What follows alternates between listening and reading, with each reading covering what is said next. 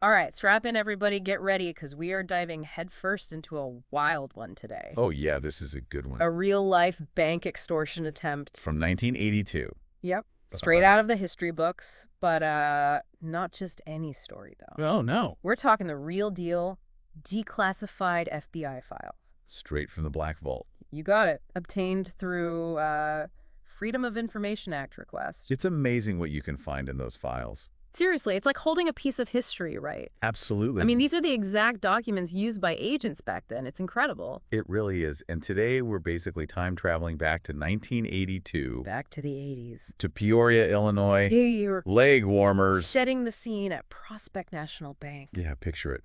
Bustling bank. Lots of activity. And one very unfortunate bank president about to have a really bad day. About to get a whole lot more stressed. Yeah, you could say that. His name, Charles Maibach. The man in charge, the head honcho. And it's, you know, seemingly a typical December morning. Oh. Rather busy, for sure. And wouldn't you know it, he gets this creepy call at the bank. I would not want to get this phone call. Oh, it's no. the kind of thing that just sends chills down your spine, you know? Absolutely. The voice on the other end, all it says is, you got an emergency, call home. Okay. That's it. No demands, no threats, just Pure unsettling mystery. Just mystery. Like, what would you do? Oh, man, I'd be freaking out. Right. It's like, is it a family emergency? Is it a prank? Is it a threat? You don't know. You have no idea. It's a classic tactic, though, isn't it? It is. It's like psychological torture. Exactly. It plants that seed of anxiety, forces action. Without revealing the game. You're already on edge before they even tell you what they want. And of course, Maibach, he does what anyone would do. He scrambles to call home. Right. Heart probably pounding out of his chest. Oh, yeah. And get this, the same voice answers the phone. It's like something out of a nightmare. Seriously. I mean, talk about creepy. At this point, the caller, they claim they've got his wife. Oh, God. And they lay out the instructions. But here's the thing. The thing that gets me. The specificity of it all. It's just eerie. Right. It's not like bring $1 million to this location kind of deal. No. It's much more calculated than that. They demand $31,500. A very specific amount. And get this, $11 of it has to be in $1 bills. $1 bills, what? Like, come on, did they case the joint beforehand or something? It's like they knew exactly what was in the bank's cash drawers. That level of detail is what makes it so chilling, you know? It really does. It hints at inside knowledge. Yeah. Careful planning. Yeah, this wasn't some random spur-of-the-moment thing. Absolutely not. This was orchestrated. And it raises the stakes for poor Maibach tenfold. So what does he do? Well, he does what anyone in that situation would do. He panics. I mean, I would too. He gathers the cash, races to the payphone they instructed him to use. Oh, so this is just the beginning. Oh, yeah. Little does he know, this is just the start of a wild goose chase across Peoria. You gotta feel for the guy. It's like a twisted game they're playing with him. So he gets to the first payphone. Heart probably racing. Probably barely able to breathe. The phone rings. He picks it up. New instruction. Another location, another frantic drive across town. Can you imagine the stress? Oh, the adrenaline must have been pumping. Each call must have been agonizing, like waiting for a bomb to go off. Absolutely. And this is where the extortionist's control becomes so clear. You know? Yeah, it's like they're puppeteering him. They're not just demanding money. They're orchestrating his every move, every turn. Heightening the pressure with each ring of that phone. Exactly. So where does this crazy chase lead him? Eventually, they direct him to a Wendy's. Wendy's, like the fast food place. Yep, the one and only. But not for a burger and fries, I'm guessing. Not this time, sadly. So what's the play? They tell him to find a blue trash container in the parking lot Okay. and ditch the cash behind it. Just like that? Just like that, the money's gone. And then what? They tell him to go home, make whatever calls he needs to. It's almost haunting. Oh, yeah, like they're reveling in his turmoil. Like they're enjoying the power they have over him. There's a real sense of cruelty to it, a power dynamic they've meticulously crafted. So Maibach, he goes home, probably a wreck at this point. Oh, I can't even imagine. And get this, his wife, she's completely oblivious. Talk about adding insult to injury. No one was ever at the house, no contact, nothing. It was all a lie. It makes you wonder, like, how did they even know about his wife? Right. Was it random or was this planned? But wait, it gets even worse. Oh, no. What now? They find out his phone lines have been cut. What? Yeah, and they use a pinpoint connector to tap in. So this whole time, The extortionist was probably listening to that initial call from the bank Most likely. and then pretending to be at his house. Yep. Oh man, talk about a violation. A total invasion of privacy. This is where the technical side gets interesting. Break it down for us. So a pinpoint connector, it was a pretty common tool for tapping phone lines back in the day. Ah, the good old days. It basically lets someone splice into the line and intercept calls. Without cutting the service completely. Right. Pretty rudimentary compared to today's tech, but effective. And terrifying when you think about it. Oh, for sure. And no cell phones back then, right? Nope. No way to quickly call for help while he's on this forced road trip. The guy's completely isolated. At their mercy. And because of this whole charade, no chance to alert the police beforehand. No surveillance, nothing. This starting the investigation way behind. You've hit on a crucial point. They're dealing with a ghost. No witnesses at any of the drop locations, no description of the caller. It's a frustratingly clean operation. It really is. So what do they have to go on? Besides a very shaken-up bank president and a whole lot of missing cash. It feels like a dead end. Where is it? I mean, it's like they just vanished into thin air. Poof! It really does seem that way, doesn't it? But luckily for the FBI, sometimes a case hinges on the tiniest detail, the smallest bit of information. So what was it? What'd they find?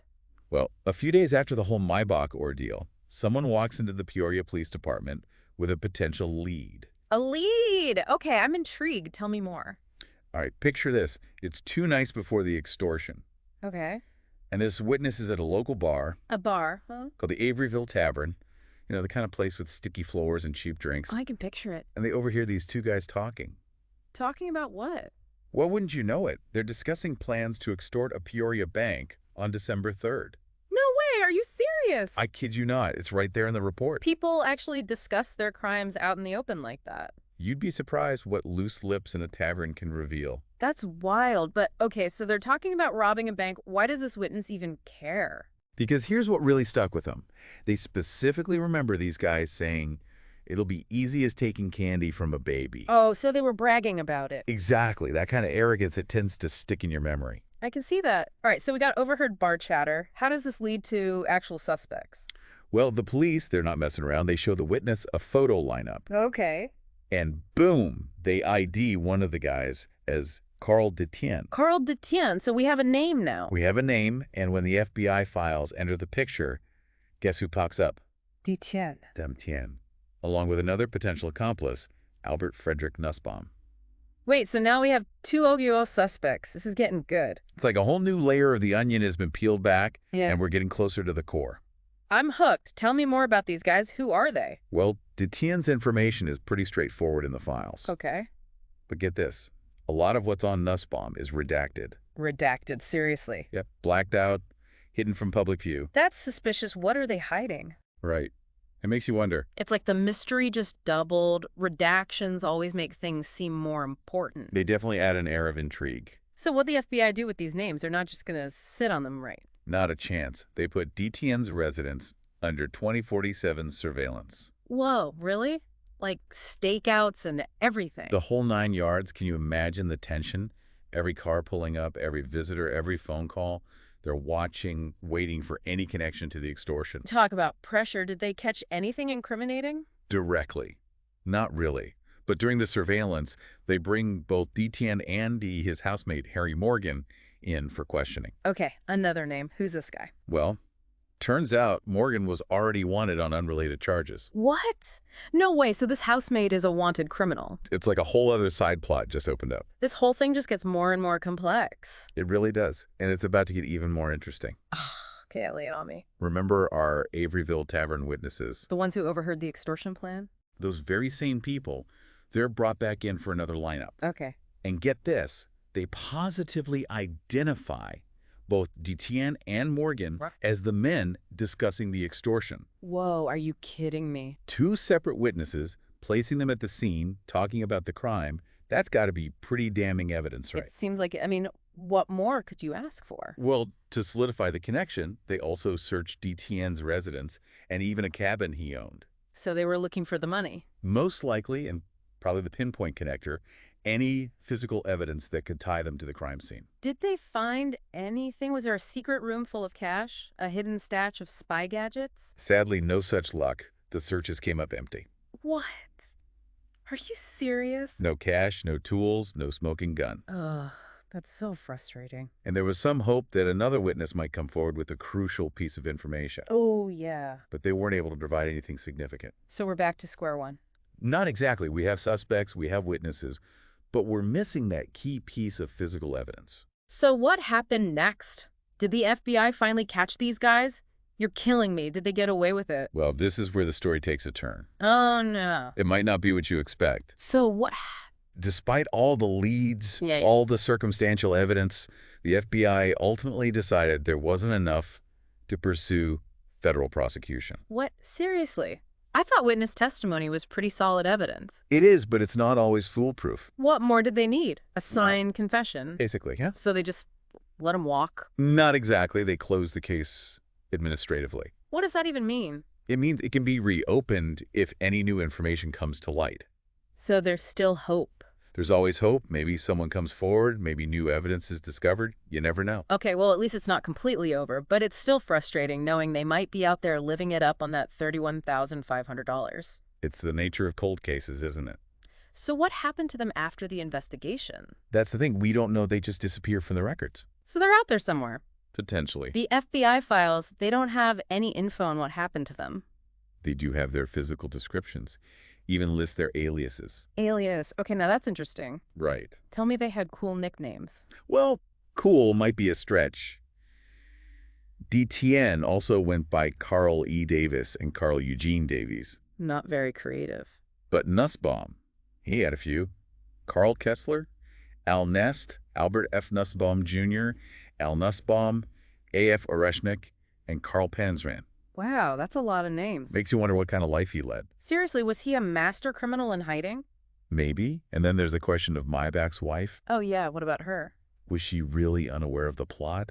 Or was there something more to her story? It's like we've uncovered more questions than answers. That's the beauty of these declassified documents. They give us a glimpse into the past. But they leave us wanting more. Exactly. They challenge us to think critically, to consider different perspectives. It's like this whole thing went from a simple story to a giant puzzle with missing pieces. And isn't that what makes it so fascinating? It sparks our curiosity, ignites our imagination. I thought we were going to solve this whole case, but it feels like we just scratched the surface. And who knows, maybe someday someone will find that missing money with those 11 $1 bills. That would be amazing. And finally solve this mystery once and for all. Until then, I guess we'll just have to keep digging. Keep exploring. Keep those detective hats handy. There are countless other mysteries out there just waiting to be uncovered. That's right. So until our next deep dive, Keep those minds curious. and those questions coming. Thanks for joining us. See you next time.